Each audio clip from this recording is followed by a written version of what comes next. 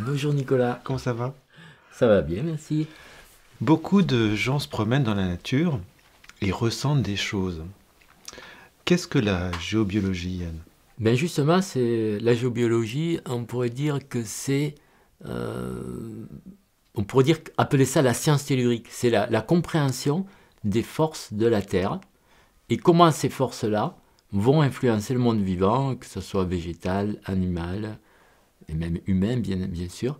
Donc c'est l'étude des influences énergétiques terrestres sur le monde vivant. On pourrait résumer ça comme ça. Hmm. Et qu'est-ce que la connaissance de la géobiologie apporte à tout à chacun?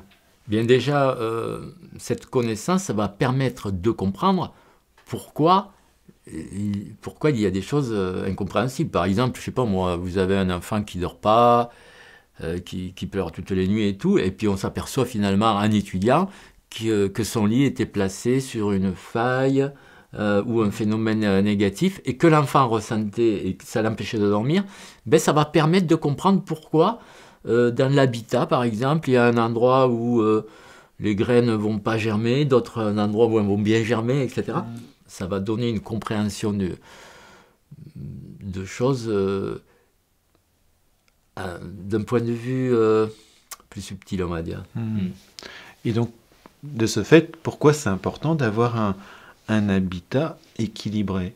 Alors, il est important d'avoir un habitat équilibré. Pourquoi? Parce que quand nous sortons de chez nous, la plupart du temps, nous allons aller dans des magasins, dans des villes, dans des endroits où il y a beaucoup d'ondes et beaucoup de charges négatives qui vont affecter notre énergie vitale. Et si quand on rentre chez soi, notre maison elle est chargée et on ne se régénère pas dans la maison, c'est pas bon du tout. Normalement, quand on rentre chez soi, on espère et on souhaiterait que notre maison soit bien équilibrée, que quand on rentre dedans, ce soit pour se régénérer.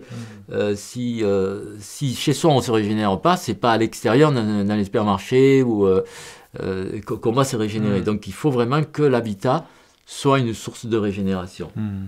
Ouais.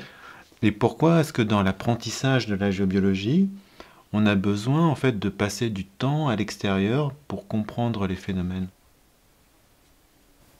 Eh bien, on peut les comprendre aussi bien, je dirais, à l'extérieur qu'à l'intérieur. À l'extérieur, il y a beaucoup plus de place, donc c'est plus facile de ressentir. Et puis à l'extérieur, ce qui est intéressant, c'est qu'on peut observer la nature. Et par exemple, si on voit un arbre magnifique, on est presque certain qu'à l'endroit où il a poussé, il y a des bonnes influences. Et donc, rien que par l'observation de la nature, à l'extérieur, on va pouvoir commencer à comprendre. D'ailleurs, il y a un exercice que je donne dans un stage qui s'appelle Nature et géobiologie. Eh bien, l'exercice consiste à ne pas sentir avec ses mains, mais juste par l'observation, à essayer de deviner s'il y a des phénomènes positifs ou négatifs dans un coin, juste en observant la nature. Donc, la géobiologie, c'est aussi beaucoup d'observation, on pourrait dire. Et qu'est-ce qui fait la spécificité de l'enseignement au Villeroy par rapport à d'autres enseignements en géobiologie? Alors, nous avons développé des méthodes spécifiques qui ont la particularité de d'utiliser uniquement son corps comme appareil de mesure.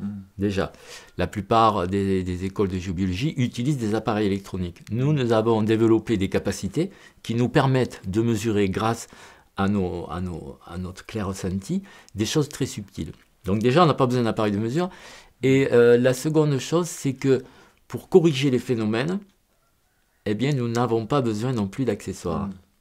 C'est-à-dire que la capacité de communiquer avec des devas qui sont les gardiens de ces phénomènes nous permet d'interagir avec eux et de collaborer avec eux pour équilibrer des lieux sans avoir besoin d'accessoires variés et divers comme il est proposé dans d'autres types de géobiologie, je dirais. Ça, c'est une des particularités, mais il y en a une autre, c'est que nous avons développé des systèmes, une connaissance de systèmes internes qui permettent de résoudre des problèmes extérieurs juste en activant intérieurement des choses. Donc là, on ne s'adresse même plus au débat. C'est nous qui allons activer des systèmes internes, principalement au niveau du cœur, qui va Ces systèmes vont permettre d'équilibrer les lieux. Ouais. Et est-ce que ces formations sont accessibles à tous? Alors, parfaitement, toutes les formations de géobiologie sont accessibles à tous, nécessitent cependant d'avoir déjà suivi un enseignement de clair ressenti pour sentir ce qui nous entoure au niveau invisible. Et après, c'est qu'une question d'étude, c'est-à-dire que il y a quand même des livres, un peu comme le code de la route. Si vous voulez apprendre à conduire, il faut quand même connaître le code. Et bien là, c'est pareil. Pour la géobiologie, il faut avoir une connaissance de l'existence de tous les phénomènes que nous pouvons rencontrer. Si on a cette connaissance, alors avec notre ressenti, on pourra interpréter et comprendre que là, c'est un vortex, là, c'est une cheminée, là, c'est un réseau, etc. Donc il y a quand même une étude théorique assez conséquente en géobiologie pour comprendre et étudier tous les phénomènes existants. Ouais. Et alors, qu'est-ce que la géobiologie, pour toi, Yann, a changé dans ta vie? Ben moi, j'ai étudié cette science depuis très longtemps. Tu es chercheur, depuis plusieurs vies. Oui. J'ai toujours été là-dedans, dans ce domaine-là. Donc pour moi, la géobiologie m'a permis de satisfaire quelque part ma curiosité, car dès mon plus jeune âge, j'étais passionné par les sites sacrés, les sites mégalithiques. Eh bien, je me disais que ces anciens humains, qui a des milliers d'années ont levé ces pierres pour créer des sites et tout ça, ils avaient bien une idée derrière la tête. Ils ne les ont pas fait n'importe comment. Donc déjà, ma curiosité faisait que je voulais savoir pourquoi des humains avaient pris la peine de soulever des pierres qui faisaient des tonnes pour construire des sites mégalithiques. Pour moi, c'était évident qu'il y avait quelque chose que nous, à notre époque, on ne comprenait pas. En faisant des recherches, on pourrait comprendre pourquoi ils ont fait ça et pourquoi ils l'ont fait à un endroit précis et à des endroits précis. Bien, la géobiologie répond à toutes ces questions. Et donc, la géobiologie m'a permis de comprendre ces choses-là, mais également de comprendre comment fonctionnaient les édifices sacrés du monde entier. Moi, ce qui m'a plu, c'est de voyager dans le monde entier pour étudier les sites sacrés de différentes religions et pour voir comment ces sites fonctionnaient, pourquoi ils les avaient placés là, etc.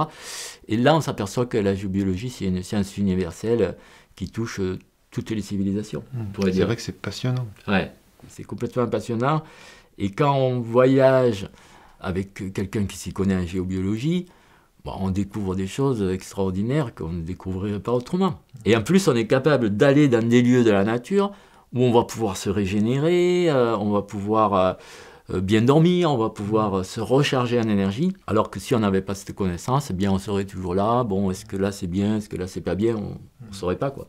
Donc on ne regarde plus notre environnement de la même façon. Ah non, là c'est une vision complètement différente, complètement dynamique de l'environnement. Avec un respect de la terre, une connaissance donc de ces énergies qui circulent et une utilisation de ces énergies. Non, c'est vraiment quelque chose de merveilleux pour moi, qui suis passionné. Comme tous les passionnés, tous les passionnés vous diront que ce qu'ils étudient est merveilleux, mais moi, je vous dirais que la géobiologie, c'est quelque chose de merveilleux. Et toi, Nicolas, comment vois-tu la géobiologie ? Eh bien, la géobiologie, Yann, je l'ai découverte quand j'étais encore dans mon activité précédente de maçonnerie. Eh bien, moi qui conseillais en fait mes clients dans l'aménagement de leur maison, qui conseillais en fait de créer certains espaces, j'ai découvert la géobiologie, mais je me suis dit c'est absolument passionnant d'allier à la fois cette connaissance tellurique, cette connaissance de la Terre, cette connaissance des phénomènes, et aussi conseiller en fait une personne dans la création de sa maison, dans l'extension de sa maison. Et je me suis dit, mais on ne peut pas passer à côté de ces connaissances-là et de cette compréhension. Et ça m'a donné vraiment envie, quand je l'ai découvert, de le partager aussi. De dire, mais si chaque personne pouvait simplement comprendre en fait ces phénomènes chez soi, bah, ça rendrait des gens beaucoup plus heureux de vivre dans leur habitat et d'avoir un habitat qui soit sain. Sans compter que il y a la géobiologie dans le jardin aussi. Oui. Puisque on équilibre les lieux, les jardins. C'est quand même hyper important de savoir pourquoi. Et en plus, dans les jardins, ce qui est intéressant, c'est qu'on peut voir pourquoi il y a des endroits où ça ne pousse pas du tout, des endroits où ça pousse très bien. Et là, on a un témoin, ce sont les plantes. La géobiologie, c'est pas que l'habitat, c'est aussi les jardins, la plantation des arbres, les ruches, les caves. Enfin, moi, j'adore travailler donc dans tout ce qui est l'agriculture en général. Hein. Même dans les haras, il y a les animaux, ils sont hypersensibles. Un cheval, si tu le mets dans un endroit où il y a un cours d'eau souterrain, là où il y avait une fois comme ça, on m'avait appelé, il y avait un cheval, il était hyper nerveux et les gens ne comprenaient pas pourquoi. Mais finalement, c'était le box où il était. Il y avait un cours d'eau souterrain qui passait dessous. Et comme dans le box, le cheval, il ne peut pas trop bouger non plus. Hein, il était sans arrêt stressé. Quoi. Ouais. Donc quand j'ai vu ça, j'ai fait des corrections. Et voilà, les animaux sont hypersensibles. Donc si on veut avoir des belles carottes et des belles salades vertes, et des chevaux heureux, voilà. Passionnons-nous sur la géobiologie. Voilà, d'ailleurs j'ai des poules et je me demande si je ne vais pas faire de la géobiologie de mon poulailler. Pour avoir de bons œufs. Merci Yann. Voilà, avec plaisir.